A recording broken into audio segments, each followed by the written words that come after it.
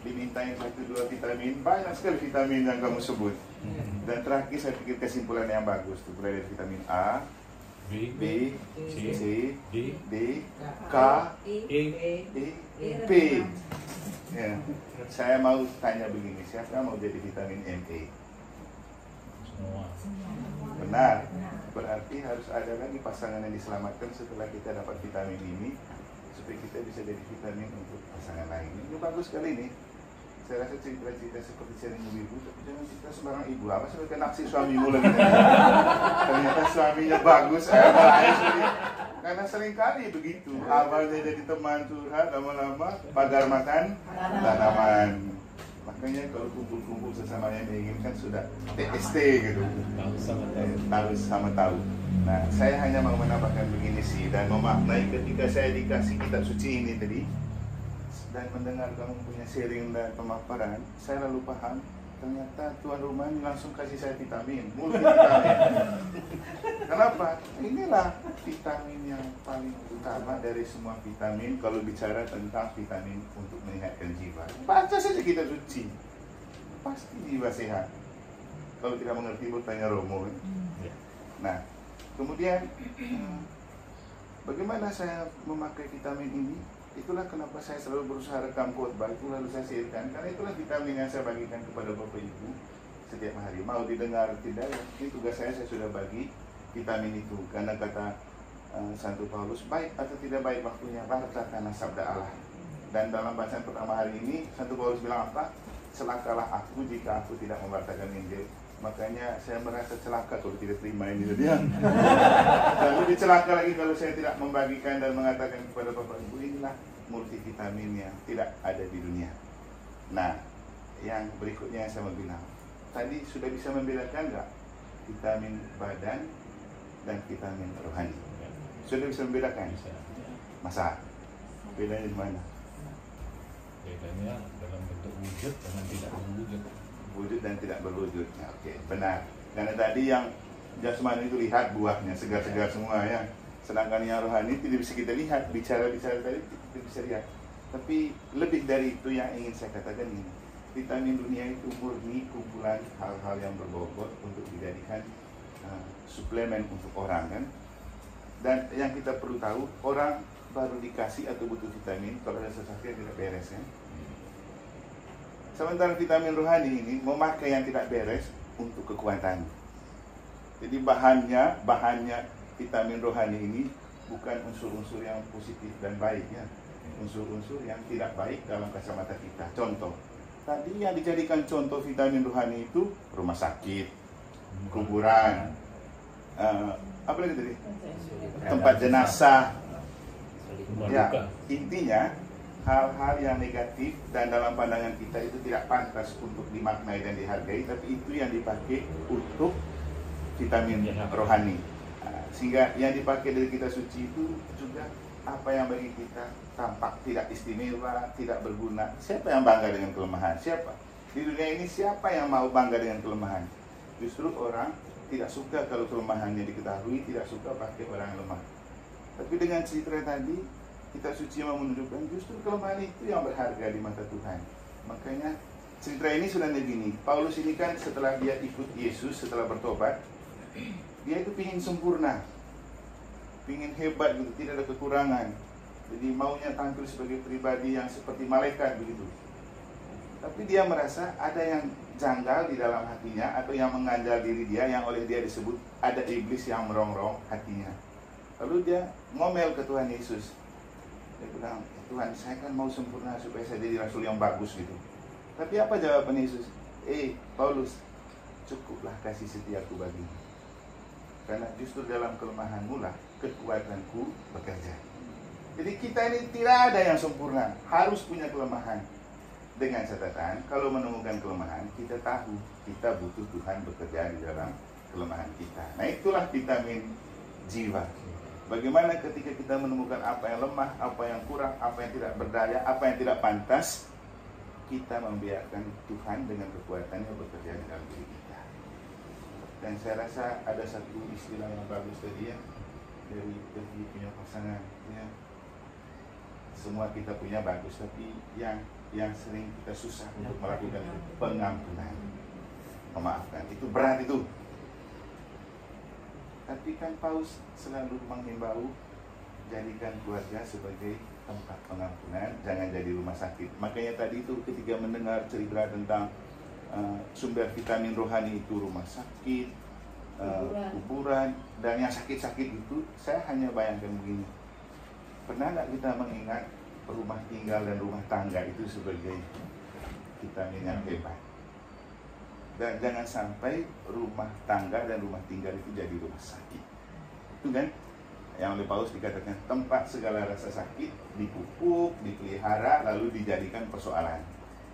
Itu jangan sampai rumah tinggal dan rumah tangga jadi rumah sakit. Apalagi dari kuburan. Nah, parah sudah. Jadi kuburan itu kan begitu pulang kerja masuk rumah takut nih.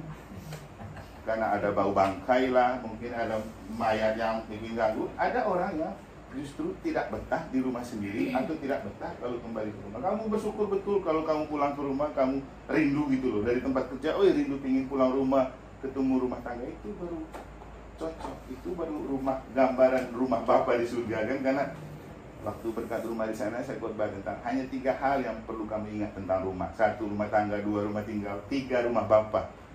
Kita berumah tangga lalu kita punya rumah tinggal, tapi itu adalah jalan untuk kita menginvestasi rumah Bapa. Saya kemarin pergi ke Bumi Gora itu, saya tanya anak-anak tentang, coba sebutkan 3 kekuatan yang menurut kamu itu adalah surga yang ada di dunia. Saya itu merasa tertegun dengan satu anak laki mahasiswa. Begitu dia diajak ke depan, dia memberikan jawaban pertama apa? Surga yang tampak bagi dia dalam hidup nomor 1, keluarga. Wih, saya bilang baru terjadi anak menemukan kalau keluarga itu surga yang tampak di dunia.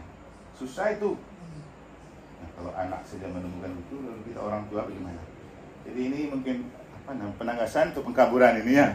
Tapi yang saya mau katakan gini, bedanya vitamin dunia dan vitamin surga itu pada hal-halnya. Kalau vitamin dunia pasti harus positif, berguna, beruntung, dan terkumpul dari sari-sari yang memang baik.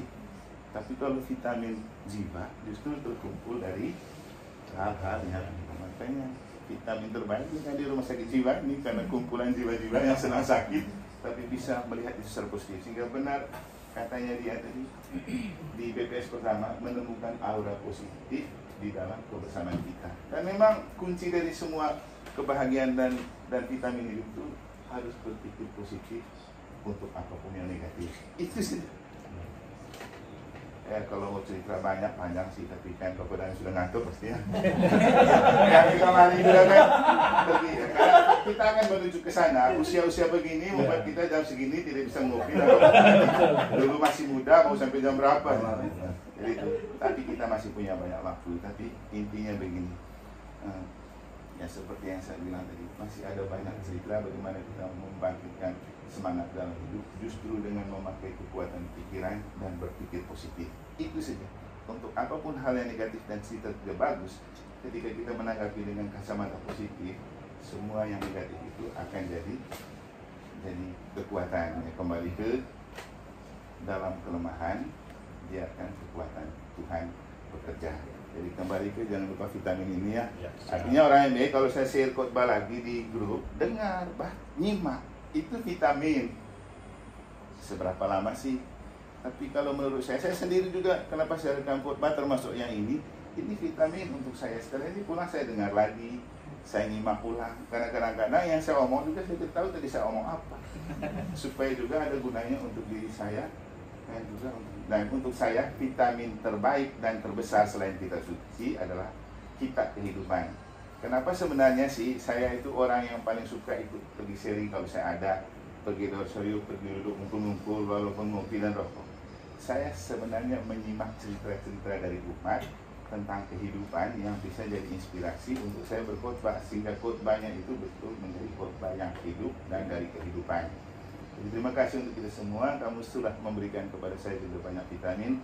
Selain vitamin pertama dari kita suci ya tuan rumah ya. Semoga kita suci yang banyak membuat tuan rumah semakin menimba vitamin dari kita suci. Amin. Dan karena itu kita langsung dengan doa penutup dan berkasih ya. Tuhan bersamamu dan bersama roh Allah Bapa kami bersyukur untuk kasih sayang yang telah mengumpulkan kami sebagai keluarga dan saudara untuk melihat kembali vitamin-vitamin rohani yang menguatkan kami dalam perjalanan hidup, walau dalam kelemahan, kerapuhan, dan ketidakberdayaan manusiawi kami. Semoga kami selalu teringat akan pesan yang disampaikan oleh Engkau melalui Santo Paulus, atau pesan Yesus sendiri kepada Santo Paulus, dalam kelemahanmu lah kekuatanku bekerja. Semoga kekuatanmu selalu bekerja dalam kelemahan dan kerapuhan kami, untuk tetap setia dalam suka dan duka, untung dan malang, sehat dan sakit. Dan mampukanlah kami, para pasutri ini, menjadi vitamin-vitamin ME bagi pasutri lain yang membutuhkan multivitamin bagi menyejahterakan dan memelihara cinta dalam hidup perkawinan mereka. Karena itu kami mohon berkat untuk kami semua. Allah Bapa yang Maha Kuasa dan Marahim, Engkau telah memanggil kami menjadi alat di tangan-Mu untuk menghidupkan keluarga dan menghidupkan keluarga-keluarga di sekitar kami. Semoga vitamin yang telah kami terima dari sharing bersama, dari sabdamu, dari pencerahan yang ada, menguatkan kami juga untuk menjadi garam dan terang bagi pasutri lain, menjadi vitamin yang menyemangati mereka dalam memelihara hidup perkawinan, dalam nama Bapa dan Putra dan Roh Kudus. Amin. Bukti. Terima kasih. Bagaimana Bapak David sudah dapat vitamin? Terima kasih. Langsung bilang kan. Jangan lupa vitamin A, B, C. Jadi bicara cerita ini seolah-olah dia mau lepas istrinya. Dia daripada numpuk di dalam. Hati-hati cerita suami bagus. Awas. Awas setan bekerja.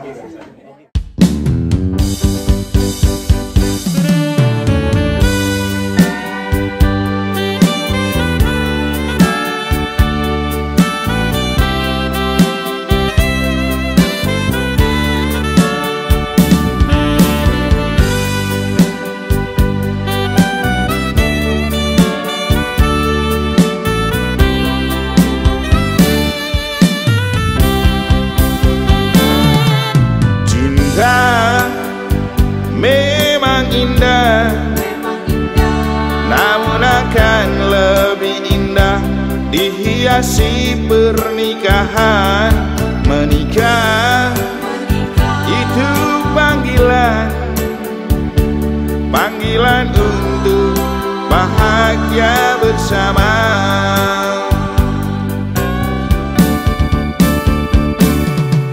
Tuhanlah yang memanggilmu, tanda cintanya untuk hargai dan rawat cintamu.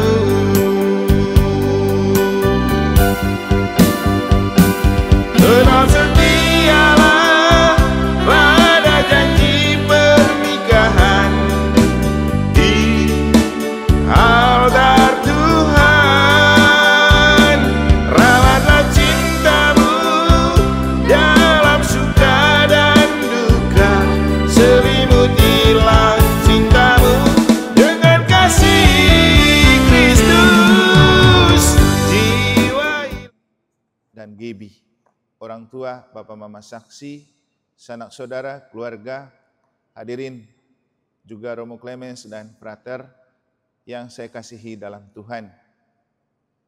Pada tempat pertama kita bersyukur karena Anda berdua bersama keluarga merelakan ikatan cintamu disucikan dan dikuduskan oleh Tuhan melalui sakramen pernikahan pada hari ini.